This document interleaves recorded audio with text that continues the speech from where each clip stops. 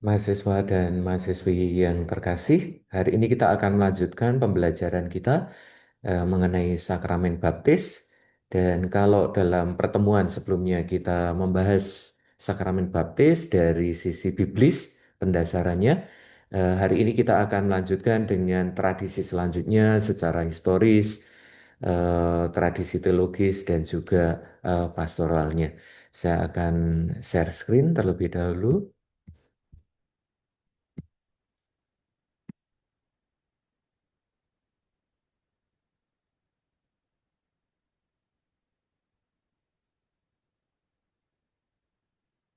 Ya, semoga terlihat dengan baik. Baik, hari ini kita akan sekali lagi akan membahas sakramen baptis bagian kedua, pendalaman historis, teologis, liturgis, dan pastoralnya. Perkembangan historis ajaran gereja tentang baptisan, warisan eh, masa perjanjian baru, sebagaimana yang sudah kita singgung dalam pertemuan sebelum ini, praktek baptisan sudah pasti sejak awal, ya. Dan upacara yang dalam upacaranya yang kurang jelas pada masa itu adalah ditenggelamkan atau dengan dicurai air. Namun kekasannya, sebagaimana yang sudah kita lihat, yang pertama ada pelayan baptisan seperti yang dilakukan oleh Yohanes Pembaptis, sekali saja tidak dapat diulang, sebagaimana yang dilakukan oleh kelompok proselit dan juga oleh Yohanes Pembaptis juga. Dan yang ketiga adalah dilakukan baptisan itu dilakukan dalam nama Yesus Kristus dari Kisah Para Rasul bab 2, atau Tuhan Yesus, Kisah Para Rasul bab 8, atau dalam nama Kristus dari misalnya dari Roma bab 6. Kita melanjutkan dengan baptisan pada zaman patristik. Yang pertama, gereja pada abad-abad pertama. Ajaran dan teologi mengenai baptisan zaman patristik tercermin melalui praktek perayaan liturgi baptisan. Jadi dari praktek perayaan liturginya kita kemudian dapat mengetahui di baliknya ajaran dan teologi mengenai baptisan ini. Dari Didache yang muncul pada akhir abad pertama, ada beberapa ciri yang disebutkan di sana. Em, ada pembelajaran agama yang cukup lama untuk mereka yang mau dibaptis dengan persiapan puasa juga, dan baptisan dilaksanakan dengan penenggelaman dalam air yang mengalir sebanyak 3 kali. Dan ketika penenggelaman itu sambil menyerukan nama Allah Tritunggal, Bapa, Putra, dan Roh Kudus. Dan baptisan ini diadakan atau dilaksanakan pada hari Paskah atau pada saat Pentakosta. Kesaksian dari Santo Justinus Martir pada abad kedua juga memberikan kesaksian mirip dengan Didache tadi, yaitu pembaptisan dengan penenggelaman ke dalam air yang mengalir dan penyebutan Allah Tritunggal, yaitu Bapa, Putra, dan Roh Kudus. Santo Irenaeus melanjutkan kesaksian baptisan seperti Santo Justinus tadi, tetapi dia adalah orang pertama yang memberikan dasar teologis baptisan bayi, yaitu dalam tanda kutip petik di situ ya, ia, maksudnya Yesus, datang untuk menyelamatkan semua orang melalui dirinya, yaitu semua orang yang olehnya dilahirkan kembali di dalam Allah melalui atau oleh Yesus Kristus, penyelamatan itu diterima, ya, dalam dirinya, eh, dilahirkan kembali di dalam Allah. Nah, ini baik bayi-bayi, anak-anak, maupun orang-orang muda dan orang-orang tua, semuanya tanpa terkecuali, dari bayi sampai orang tua yang dibaptis, diselamatkan tentu saja oleh Kristus sendiri, dilahirkan kembali di dalam Allah. Tertullianus membuat uraian pertama kali tentang baptisan secara lengkap. Membela perlunya baptisan, ini melawan Gnostik yang menolak baptisan. Kita tahu kelompok Gnostik membedakan antara yang rohani dan yang jasmani, yang kelihatan. Yang jasmani itu jahat, maka tanda-tanda, misalnya simbol-simbol dengan air dan zona itu tidak berguna bagi kelompok Gnostik. Lalu Tertullianus juga mengajarkan baptisan dilaksanakan dalam nama Allah Tritunggal. Tidak setuju. Hanya yang menarik di sini ya, Tertullianus tidak setuju baptisan bayi. Bayi dianggap belum dewasa dan masih polos. Menolak perempuan sebagai Tertullianus menolak perempuan sebagai pelayan baptisan darurat. Ketika baptisan darurat, perempuan dieksklusikan di sini. Eh, kita dapat membandingkan apa yang disampaikan oleh Tertullianus ini dengan pandangan Paus Urbanus kedua pada abad ke-11 yang memperbolehkan perempuan menjadi pelayan dari baptisan darurat. Selanjutnya Hippolytus dengan Traditio Apostolicanya melaporkan praktek baptisan di gereja barat yang pusatnya di Roma, yang tampaknya berpengaruh di tempat-tempat lain.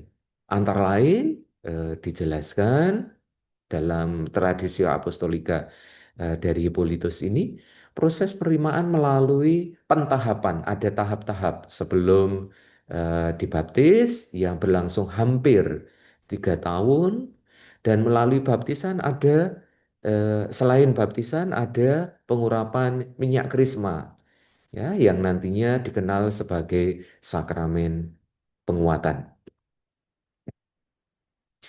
Baik, sekarang ke periode selanjutnya, baptisan sejak Edik Milan yang dikeluarkan pada tahun 313.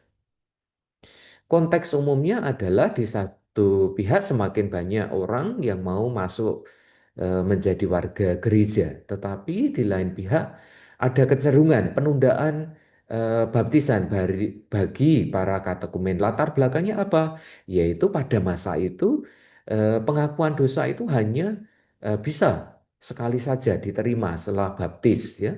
Padahal kan eh, sebagaimana kita semua setelah baptisan pun juga berkali-kali jatuh dalam dosa, maka logikanya pada masa itu orang-orang kemudian menunda baptisan, ditunda saja karena nanti setelahnya bisa jatuh ke dalam dosa, dan sakramen tobat hanya sekali saja.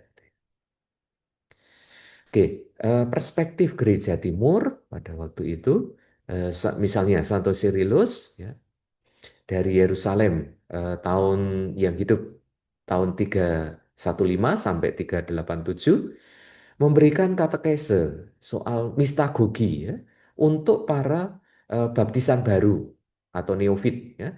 Jadi setelah setelah dibaptis itu seseorang tidak dilepas begitu saja, tetapi kemudian masuk ke yang namanya mistagogi, agar semakin yakin, semakin mantap, dan semakin dimampukan untuk menghidupi rahmat baptisannya. Ajaran Cyrillus, 3 kali kamu, yang saya beri warna merah-merah atau kami beri warna merah, 3 kali kamu telah turun ke dalam air, ya. Dan setiap kalau kamu masuk ke dalam air, kamu juga naik kembali, melambangkan bahwa eh, 3 hari Kristus tinggal di dalam makam. Ketika keluar lagi dari air, kamu telah berada di siang, dalam terang, ya. Menunjukkan kesatuan kita, atau masuk ambil bagian dalam Kristus yang masuk ke dalam makam selama 3 hari, dan kemudian ketika kita keluar dari air, kita juga ambil bagian dalam kebangkitannya. Nah, sekarang kita masuk ke perspektif dari gereja barat, antara lain Misalnya yang disampaikan oleh Agustinus ya 354 sampai 430 hidupnya menegaskan ajaran-ajaran yang sesuai dengan pandangan gereja. Oke, yang pertama melawan ajaran Donatisme yang menolak validitas baptisan dari atau yang dilakukan oleh kelompok bid'ah ya. Jadi kelompok Donatisme ini menganggap atau mengajarkan bahwa mereka yang dibaptis atau baptisan yang dilakukan oleh kelompok bid'ah ini tidak sah gitu ya. Nah, kemudian Agustinus melawan ajaran Donatisme ini karena apa? Karena Kristuslah yang membaptis sejauh tanda dan upacaranya benar gitu ya. Kita sudah dalam pertemuan-pertemuan sebelum ini sudah membahas mengenai prinsip ex operato, tidak tergantung pada pelayannya. Ya. Yang kedua, baptisan memberikan materai dan tidak boleh diulang ya, sampai sekarang. Eh, Baptisan hanya diterimakan sekali saja. Ya. Yang ketiga, melawan kelompok atau ajaran Pelagianisme yang mereka yang mengatakan bahwa bayi yang lahir tidak kena dosa asal, asalkan hidup baik, maka orang akan diselamatkan. Dengan kata lain, ya sebetulnya kelompok Pelagianisme ini menolak rahmat Kristus, menolak rahmat Allah. Maka Agustinus melawan ajaran Pelagianisme ini bahwa kita ya tergantung pada rahmat Kristus maka perlu baptisan atau rahmat Allah ya. Yang keempat, ajaran tentang baptisan bayi didasarkan teologinya mengenai dosa asal ya. Ajaran Agustinus ini terkait dengan baptisan bayi ini tidak bisa lepas dari ajarannya mengenai dosa asal yang ditularkan saat kelahiran. Maka bayi perlu dibebaskan dari dosa asal tersebut melalui pembaptisan. Selanjutnya, baptisan pada abad pertengahan. Tidak banyak perkembangan pada abad ini atau masa ini selain pemisahan yang semakin jelas antara baptisan dan penguatan di gereja barat. Baru pada zaman skolastik, teologi baptis direnungkan secara lebih mendalam. Tokoh skolastik yang sangat kuat yaitu Thomas Aquinas. Apa yang disampaikan di sana pokok-pokoknya baptisan dengan menyebut nama Bapa dan Putra dan Roh Kudus, Trinitas, ya. Rumusan baptisan, misalnya yang tampak dalam Perjanjian Baru dalam nama Yesus Kristus dan seterusnya itu yang sudah kita lihat dalam Perjanjian Baru dianggap keistimewaan zaman para rasul saja, ya. Jadi Thomas Aquinas menegaskan perlunya atau kemutlakan untuk membaptis dalam nama Bapa, Putra, dan Roh Kudus. Itu yang pertama. Yang kedua, baptisan dapat dengan penenggelaman atau penuangan air di dahi. Ya. Jadi ada kemungkinan ini, salah satu kemungkinan entah dengan orang ditenggelamkan ke dalam air atau dituangi air di dahinya. Itu yang kedua.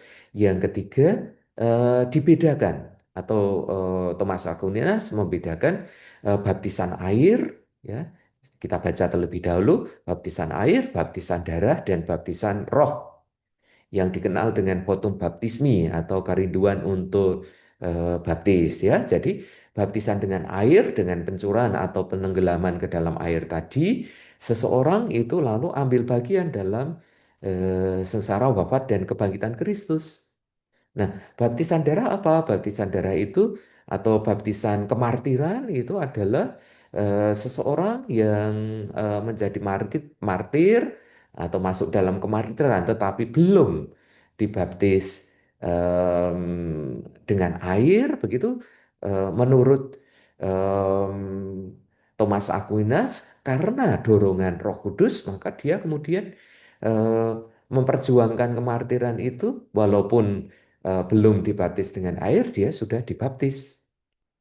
Lalu yang ketiga, seseorang itu dikatakan bahwa eh, dengan kerinduannya, dengan keinginannya untuk dibaptis, walaupun belum sempat dibaptis dengan air atau juga dengan eh, kemartiran tadi, dengan darah tadi, karena didorong oleh Roh Kudus, dia memiliki keinginan dan dorongan untuk dibaptis, maka dia dikatakan juga sudah dibaptis. Maka dikatakan di sini tesisnya adalah bermula dari Roh Kudus, penyebab utama pertama untuk baptisan ini. Oke. Selanjutnya ajaran Konsili Firenze tahun 1439 dan juga Konsili Trente 1547, kita ingat konteksnya kalau Trente kan untuk melawan kaum reformator ya. Nah, buku nantinya kita karena waktu yang terbatas, kita semua perlu mempelajari dari buku Sakramen-Sakramen Inisiasi ini dari Romo Marto Susito yang menyampaikan secara lengkap ajaran kedua konsili ini. Ya, misalnya contoh kanon-kanon Konsili Trinte tentang baptisan ya di halaman yang ditunjuk di sini. Hanya ringkasannya sebagai untuk mengetahui kurang lebih seperti apa ya, tentu detailnya mesti dibaca di sana. Konsili Trente hanya menegaskan apa yang sudah dihidupi oleh tradisi gereja sejak awal mula ya. Misalnya soal tema-tema validitas baptisan yang dilakukan di kalangan kelompok bid'ah, menegaskan hal itu. Lalu hubungan iman dan baptisan, baptisan bayi yang sudah menjadi tradisi gereja Katolik dan lainnya tadi sudah ditegaskan kembali. Bila kelompok reformator tidak menerima atau menolak baptisan bayi dengan alasan iman itu tidak boleh dipaksakan, nah, umumnya kelompok atau para teolog Katolik menjawab demikian. Seperti orang yang tidak perlu menyetujui kelahirannya dalam tata penciptaan, demikian pula orang tidak perlu menyetujui kelahirannya dalam tata penyelamatannya. Orang secara moral tidak bebas memilih yang satu atau memilih yang lain. Ya.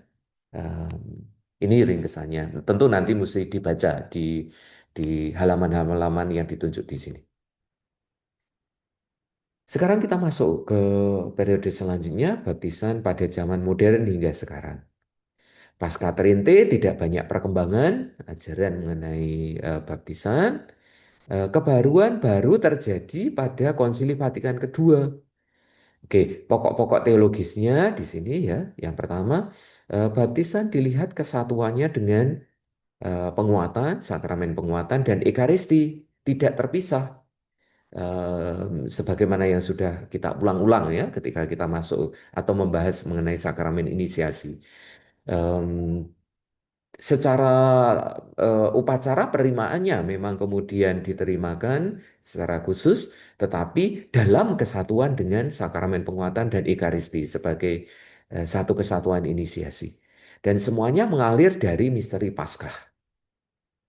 Yang kedua, inisiasi harus dipersiapkan dengan pentahapan kembali yang sempat hilang pada masa-masa sebelum Konsili Vatikan kedua ini ya, dari abad pertengahan lalu nantinya zaman skolastik pentahapan itu hilang, tetapi apa yang pentahapan sebagaimana yang disinggung misalnya pada zaman patristik itu kemudian perlu dihidupkan kembali.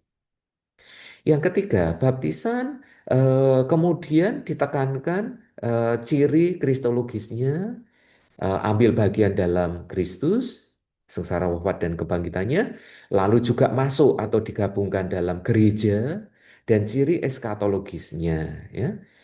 Sebagai dan baptisan ini dipandang sebagai jalan menuju ke pengudusan kita.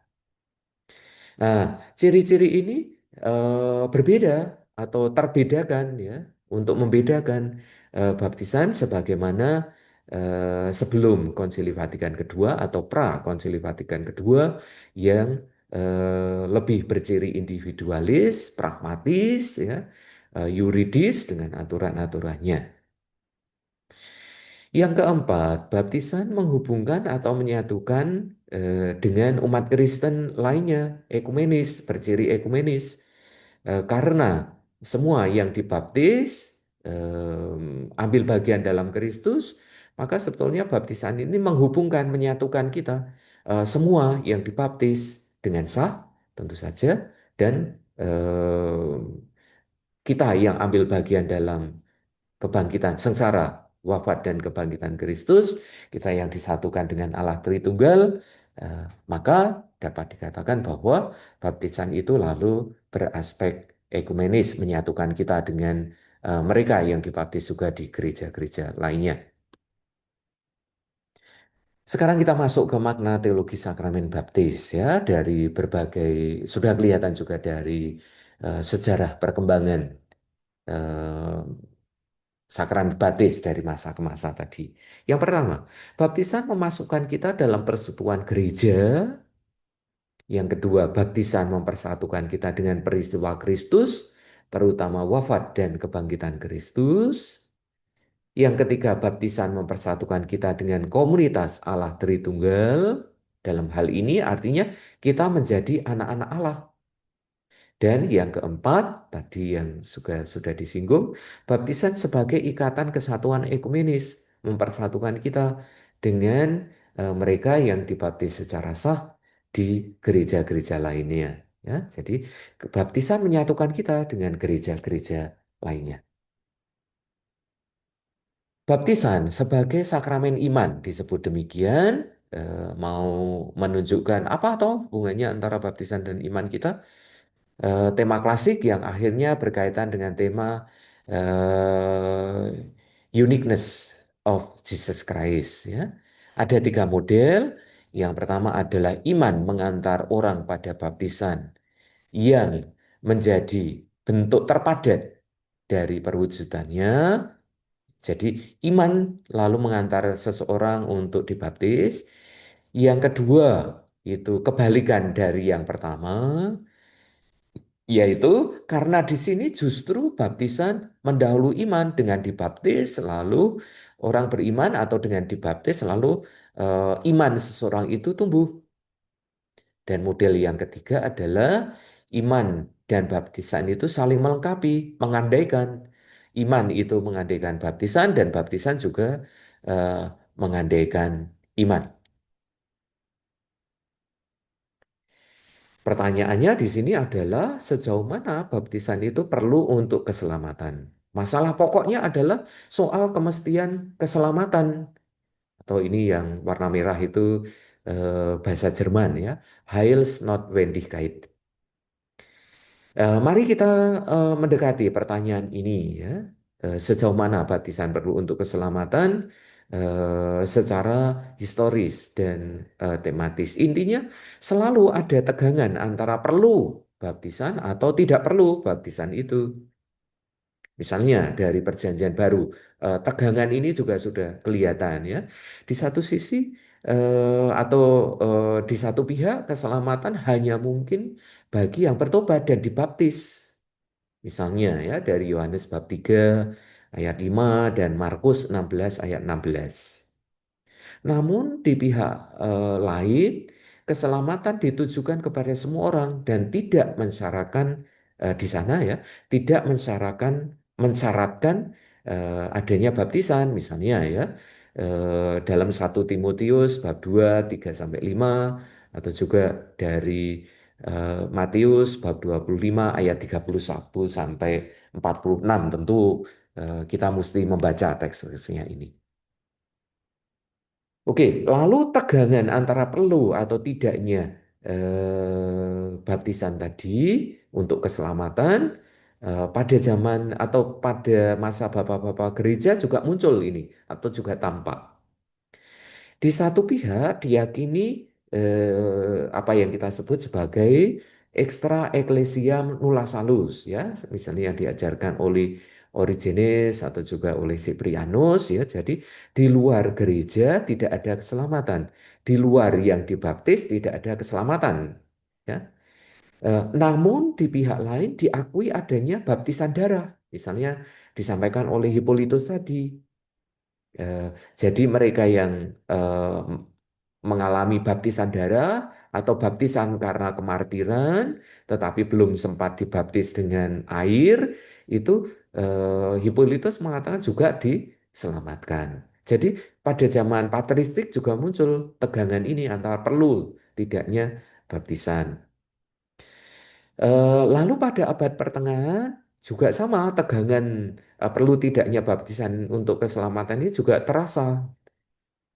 Di satu pihak masih diyakini bahwa di luar gereja tidak ada keselamatan sebagaimana yang diajarkan dalam konsili Florence yang dapat kita baca misalnya dalam Denzinger ini ya artikel 1351 ya sebagaimana yang tampak pada zaman bapak-bapak gereja tadi ya yang mengajarkan extra ecclesia nulla salus. Tetapi di pihak lain, teologi skolastik pada masa ini mengembangkan yang namanya teologi votum baptismi. Maksudnya apa? Seperti yang sudah disinggung tadi, kerinduan atau keinginan untuk dibaptis yang didorong oleh Roh Kudus itu eh, lalu seseorang dalam kasus seperti ini yang belum sempat dibaptis dengan entah itu baptis air atau juga yang menerima karena baptisan darah tadi kemudian diselamatkan karena kerinduan, karena keinginannya untuk dibaptis ini, votum baptismi. Nah, Konsili Trente mengajarkan dua-duanya. Eh, Votum baptismi yang kerinduan dan keinginan untuk dibaptis tadi, dan sekaligus mengutuk paham yang menolak baptisan bagi keselamatan. Jadi votum baptismi itu perlu, tetapi juga atau dengan votum baptismi diselamatkan, tetapi juga baptisan itu juga perlu untuk eh, diselamatkan. Pada zaman modern, tegangan tadi perlu tidaknya untuk diselamatkan juga kelihatan ya. Di satu pihak tetap diyakini bahwa untuk selamat orang harus dibaptis. Maka kemudian ini mendorong gerakan misionaris untuk pergi misalnya ke Asia, ke Afrika atau negara-negara yang perlu diberi pewartaan Injil. Karena apa? Alasannya orang perlu dibaptis untuk diselamatkan. Namun di pihak lain tegangannya tadi berkembang yang atau ajaran mengenai votum implicitum baptismi ya. Keinginan untuk dibaptis tetapi tidak secara eksplisit atau dikatakan di sini secara implisit yang sebetulnya merindukan apa yang akan diterimakan di dalam baptisan itu walaupun itu tidak disampaikan secara eksplisit ya. Lalu dalam Konsili Vatikan kedua pun juga tampak ada tegangan antara perlu dan tidaknya eh, baptisan ini. Eh, Mengajarkan tegangan yang sama atau menampakkan ajaran tegangan yang sama ini di satu pihak gereja tetap perlu bagi keselamatan ya. Misalnya dalam Lumen Gentium 14 silahkan nanti dicari kalimatnya yang mengatakan bahwa baptis itu perlu. Baptis maksudnya untuk masuk ke dalam gereja ya, maka perlu untuk keselamatan.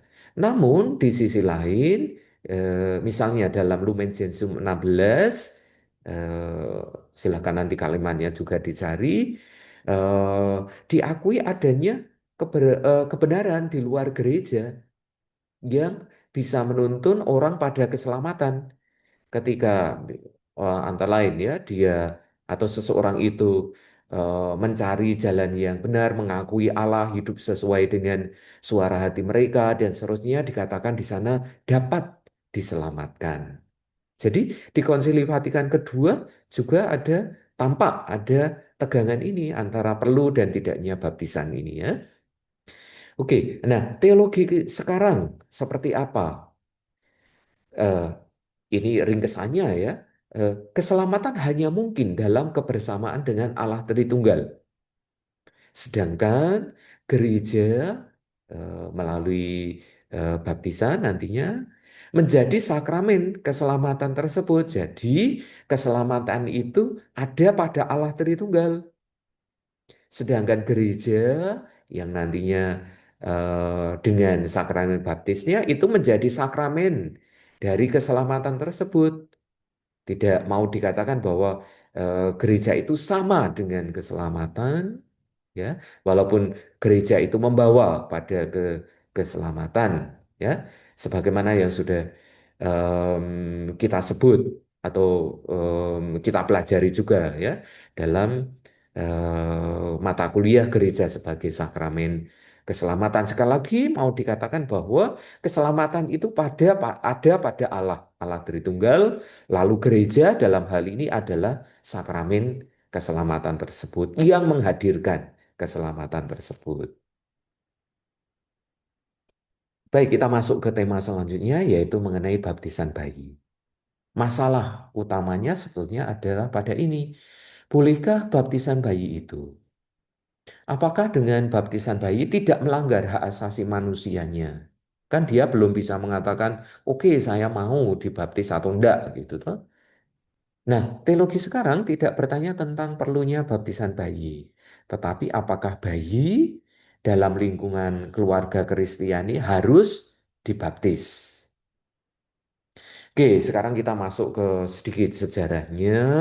Dalam kitab suci sendiri tidak memberi informasi yang jelas mengenai pada waktu itu ada tidak toh baptisan bayi itu.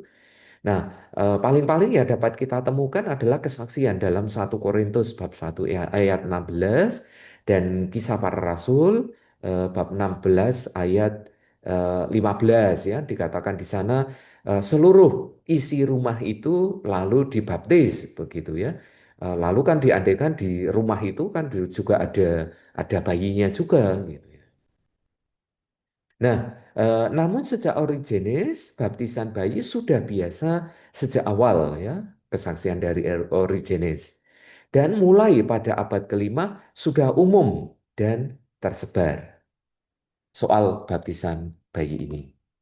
Alasannya, bagi mereka yang menolak baptisan bayi ada tiga ini. Yang pertama, iman adalah atau merupakan pengakuan atau urusan pribadi. Jadi ketika seorang itu sudah bisa menyatakan em, kepercayaannya, keyakinannya pada Allah, lalu kemudian baru kemudian boleh dibaptis, begitu, ya, alasan yang menolak baptisan bayi ini. Yang kedua, bukankah iman adalah tanggapan atas pewartaan sebagaimana yang diajarkan oleh Paulus, begitu?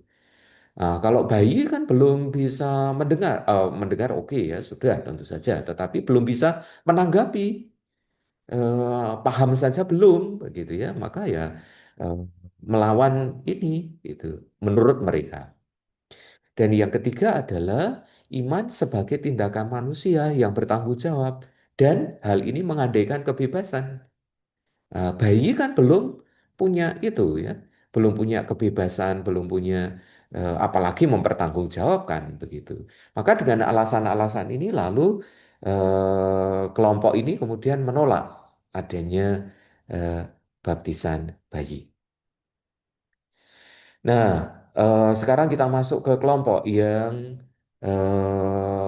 setuju dengan baptisan bayi. Ada tiga alasan juga. Yang pertama adalah manusia itu sejak awal selalu dalam kebersamaan, tidak sendirian. Bukankah manusia sejak awal selalu dan ada dalam kebersamaan dengan orang lain dan lingkungannya, gitu. Dia tidak sendirian, tetapi seperti di dalam hal ini, bayi pun juga ada dalam lingkungan keluarga, dalam kelompok orang beriman yang menghidupi imannya.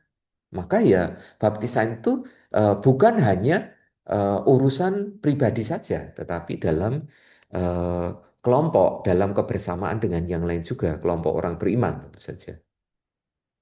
Yang kedua, iman juga sebuah proses seperti dalam eh, atau yang disampaikan dalam Roma bab 6 ayat 1 sampai 14, atau juga dalam 1 Korintus bab 6 ayat 1 sampai 11, ya. Bukan hanya sebagai tanggapan atas pewartaan. Iman itu tidak hanya sekedar sebagai tanggapan atas, atau tidak hanya tanggapan atas pewartaan tadi, misalnya yang disampaikan oleh Paulus juga, tetapi dikatakan kalau kita membaca ayat-ayat ini, Roma dan 1 Korintus ini, iman juga merupakan proses terus berkembang, terus bertumbuh, gitu ya. Dan ini kemudian ditemani atau diteguhkan dengan baptisan. Yang ketiga, iman itu adalah karunia Allah, dan ini lalu akan sangat kelihatan atau sangat tampak ketika baptisan bayi itu. Ya.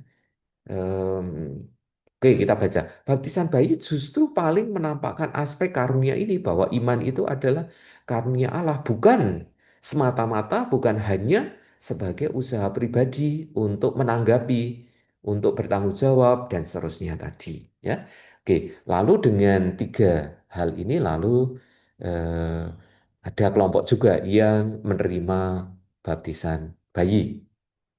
Oke, lalu ajaran gereja bagaimana? Kongregasi suci untuk ajaran iman, atau sekarang ini diskastery ya, untuk pada waktu itu tahun 80-an tentu saja namanya masih kongregasi. Mengeluarkan instruksi mengenai baptisan bayi ya tahun 80. Nah, baptisan bayi sangat didorong atau diminta oleh gereja. Kenapa? Alasan-alasannya yang pertama, menyangkut iman pribadi pada bayi yang belum terbentuk. Maka dalam hal ini adalah iman gerejalah yang menjamin, ya, bukan hanya urusan pribadi, tetapi iman komunitas, iman gereja yang menjamin iman atau baptisan bayi ini. Yang kedua, baptisan itu juga penyebab iman yang kemudian bertumbuh. Jadi tadi ya kan ada model-model tadi yang sudah kita bahas tadi. Dalam hal ini baptisan itu menjadi penyebab iman, karena baptisan lalu iman bertumbuh, berkembang, berproses tadi ya, yang dalam kelompok yang menyetujui baptisan bayi tadi. Lalu yang ketiga, bayi atau anak itu sudah menjadi anggota pribadi, seorang pribadi jauh sebelum ia dapat menunjukkan melalui tindakan atau kesadaran atau kebebasannya, dia juga seorang pribadi gitu ya. Eh, Soal kesadaran dan seterusnya kan tentu akan berkembang sebagaimana kita juga terus berkembang. Yang keempat, tidak ada kebebasan manusia yang murni, yang kebal terhadap berbagai pengaruh dari luar. Tidak ada kalau sungguh-sungguh mutlak, bebas, yang lalu itu menentukan segala-galanya. Ya. Lalu yang kelima, gereja sejak semula hadir sebagai komunitas yang bersaksi atas imannya terhadap dunia. Nah, ini berhadapan dengan penundaan baptisan dalam eh, masyarakat plural ya. Sekali lagi, gereja sejak semula hadir sebagai komunitas yang bersaksi atas imannya eh, bagi dunia. Lalu yang keenam, praktek baptisan bayi eh, sungguh berciri Injili, karena menekankan atau sama yang disampaikan oleh, justru menjadi inti dari pewartaan dari Injil, justru inisiatif Allah lah yang pertama-tama atau yang cuma-cuma menyelamatkan. Baptisan bayi kan malah sangat terasa menunjukkan soal ini ya, sangat kelihatan bahwa eh, baptisan itu adalah bukan baptisan, tapi inisiatif dari Allah itu yang menyelamatkan, bukan karena usaha, bukan pertama-tama usaha, keinginan dari seseorang, dalam hal ini bayi ya. Ini malah kelihatan sekali dalam baptisan bayi. Katekismus Gereja Katolik nomor 1250, yang terlebih yang warna merah-merah ini ya. Karena anak-anak dilahirkan dengan kodrat manusia yang jatuh, dinodai oleh dosa asal, maka mereka perlu membutuhkan kelahiran kembali. Sebagaimana yang tadi misalnya juga disinggung oleh Agustinus ya. Eh, dan kemudian dalam baptisan bayi ini sangat kelihatan bahwa rahmat keselamatan ini diberikan tanpa jasa kita. tanpa usaha kita, tetapi atas inisiatif dari Allah sendiri. Oke, sekarang kita masuk ke pokok-pokok liturgi dan pastoral. Konsili Vatikan kedua menghidupkan kembali proses tahapan dalam eh, baptisan, ya. Oke, sekarang kita masuk ke yang disebut sebagai 4 masa dan 3 tahap untuk upacara proses inisiasi, khususnya baptisan, ya. Kita tadi secara historis tadi sudah melihat awalnya sebagaimana yang diajarkan oleh bapak-bapak gereja perlu tahap-tahap ini atau menunjukkan pada waktu itu ada tahap-tahap untuk persiapan baptisan, tetapi kemudian sempat hilang dalam proses selanjutnya dalam sejarah tadi, ya, abad pertengahan, skolastik dan seterusnya, proses tahap-tahap ini malah hilang gitu ya. Lalu sekarang ditekankan kembali Konsili Vatikan kedua ini itu khususnya, ya. Oke, kita sekarang mempelajari 4 masa dan 3 tahap untuk inisiasi baptisan. Yang pertama adalah yang disebut sebagai masa pra-katekumenan. Masa pra-katekumenan ini ditujukan untuk para simpatisan yang ya ada keinginan untuk dibaptis. Lamanya tidak tentu, ya, sampai seseorang itu yakin untuk mempersiapkan diri nanti dibaptis. Nah, itu yang disebut sebagai masa pra-katekumenat ini.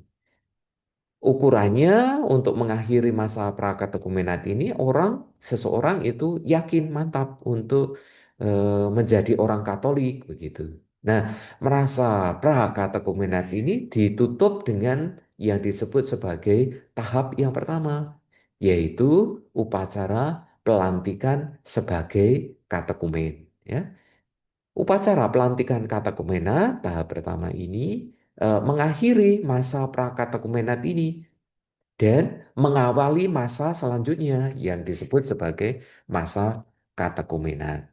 Oke, masa yang kedua, kita masuk ke masa yang kedua yang disebut masa katekumenat. Ditujukan untuk para katekumen yang tadi sudah dilantik sebagai katekumen tadi di akhir masa yang pertama tadi. Masa katekumenan ini menjadi masa pembinaan intensif, ya, dengan pelajaran agama yang cukup panjang, ya, dengan materi yang juga sudah ditentukan.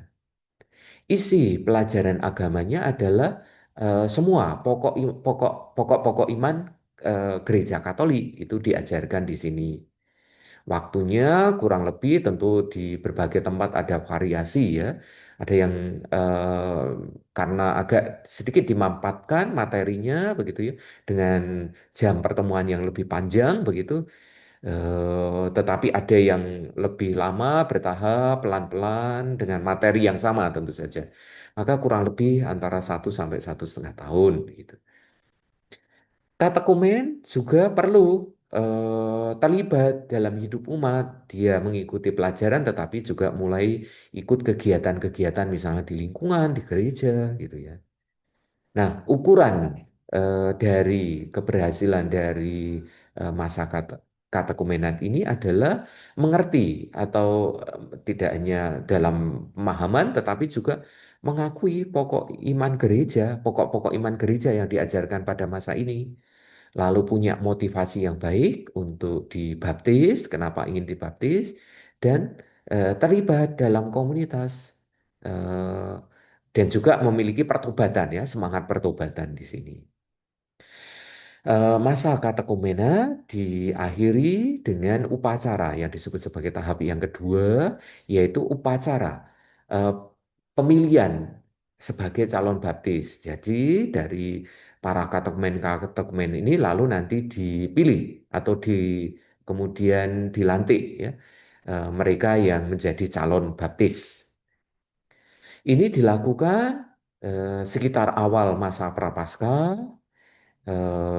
Upacara pemilihan calon baptis ini mengakhiri masa katekumenan yang cukup panjang tadi dan kemudian akan mengawali persiapan terakhir untuk menuju baptisan, ya, menjadi calon. eh, di sini berarti dia seseorang itu dengan pemilihan ini menjadi calon baptis. Nah, sekarang kita masuk ke masa yang ketiga, yang disebut sebagai masa persiapan terakhir. Masa persiapan terakhir ini untuk para calon baptis, ya, yang sudah dilantik sebagai calon baptis tadi. Isinya adalah persiapan-persiapan intensif untuk pembaptisan dengan pendalaman makna sakramen inisiasi, misalnya diadakan rekoleksi dan juga diadakan upacara-upacara penyucian, ya, yang disebut sebagai skrutinia. Ya. Waktunya atau dilaksanakan kapan persiapan intensif ini? Dilakukan selama masa Prapaskah, ya. Dan kemudian eh, masa yang ketiga ini diakhiri dengan perayaan penerimaan sakramen-sakramen inisiasi yang disebut sebagai tahap yang ketiga, penerimaan sakramen-sakramen inisiasi. Tentu ini yang dimaksud dari tadi adalah untuk persiapan baptis dewasa, ya. Idealnya dilaksanakan pada malam Paskah, pemberian sakramen-sakramen inisiasi bagi baptis dewasa ini. Kalau tidak, ya dilaksanakan pada Oktav Paskah misalnya, atau kalau tidak, ya idealnya itu pada hari-hari Minggu Paskah. Kenapa kok terkait dengan hal ini? Bukankah tadi makna dari yang sangat pokok dari baptisan kan adalah disatukan dengan wafat dan kebangkitan Kristus, ya. Masa yang keempat adalah disebut sebagai masa mistagogi. Apa itu masa mistagogi? Untuk baptisan baru yang dibaptis itu tidak dilepas begitu saja, tetapi diantar, dibina untuk integrasi ke umat. Terlibat dalam kegiatan umat keseluruhan dengan pendampingan di lingkungan, terlibat di gereja dengan berbagai macam kegiatan yang ada di sana. Waktunya masa mistagogi ini selama masa Paskah. Dan kemudian diakhiri pada hari raya Pentakosta. Tentu kemudian diakhiri dapat diadakan dengan pesta dan seterusnya itu, ya. Masa mistagogi itu sekali lagi untuk mengantar, mendampingi seseorang untuk menghidupi imannya, menghidupi rahmat baptisannya yang sudah diterima tadi, dan kemudian juga terlibat dalam hidup gereja. Baik, saya kira ini slide terakhir untuk hari ini, ya. Saya eh, stop share terlebih dahulu. Baik, hari ini sekali lagi kita mempelajari baptisan yang tahap yang kedua tadi. Banyak hal hanya atau saya sampaikan dengan cepat begitu, ya. Tentu saja kita mesti membacanya, terkhusus misalnya dari teks-teks kitab suci atau beberapa hal yang kita ambil dari eh, buku tadi, ya, sakramen-sakramen inisiasi. Baik, nanti akan kita diskusikan dan akan kita perjelas beberapa hal yang masih kita singgung secara cepat tadi dalam video ini. Selamat belajar dan selamat mempersiapkan.